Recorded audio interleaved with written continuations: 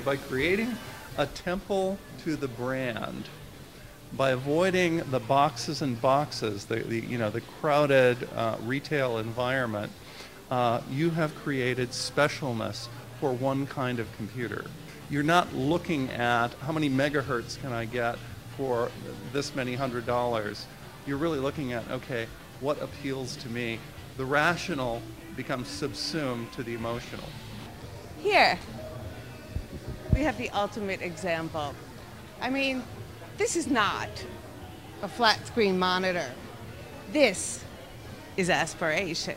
The cinema display is one of the sexiest, Unbelievable. If you had nothing else on your desk, just that. This would be enough. There's that kind of godlike quality to it. Absolutely. Nobody's going to mess with you Nobody's with one of those. Nobody's going to mess with me if I've got one of those. Instant reputation. And it's all extremely touchable.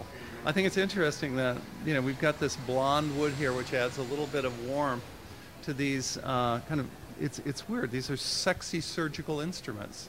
And they're all very cosmetic-alike in their design. You know that there's beauty inside here. See, this is why the Soviet Union collapsed, because they couldn't do this. If you look at this object from a purely rational point of view, you have a purely rational sort of Soviet-looking product. If you look at it as the power to change the world, it yields design like this.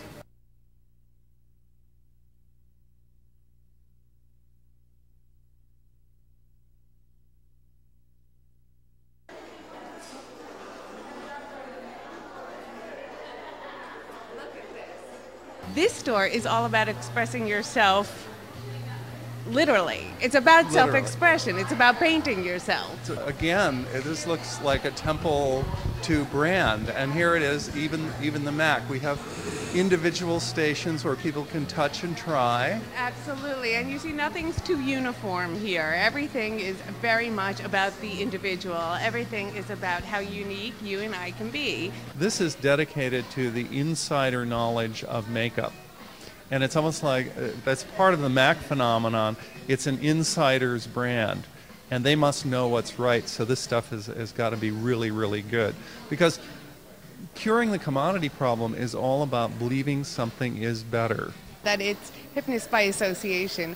That the same reason that why I want to whip out a MAC lipstick when people are around is the same reason why I want to whip out my iTunes by MAC when people are around. It says something about me.